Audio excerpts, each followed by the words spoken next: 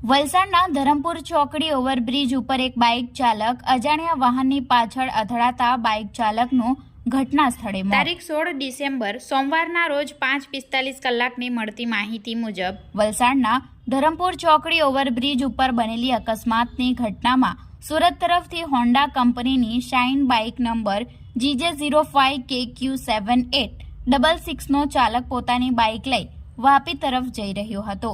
જે દરમિયાન બાઇક ચાલક પૂરપાટ ઝડપે હોય જેથી તેણે આગળ ચાલી રહેલા અજાણ્યા વાહનમાં પોતાની બાઇક ધડાકાભેર અથડાવતા ગંભીર અકસ્માત સર્જાયો હતો. જોકે ઘટના બનતા રાહદારીઓ તથા વલસાડ જિલ્લા ટ્રાફિક પોલીસની ટીમ ઘટના સ્થળે દોડી આવી હતી અને યુવકને ચેક કરતા તેને માથાના ભાગે પહોંચેલી ઈજાઓ ગંભીર હોવાના કારણે ઘટનાની જાણ 108 એમ્બ્યુલન્સને કરી હતી.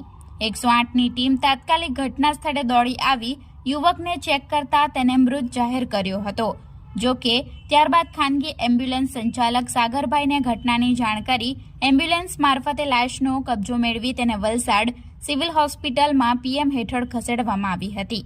સમગ્ર મામલે વલસાડ સિટી પોલીસે વધુ તપાસ હાથ ધરી છે.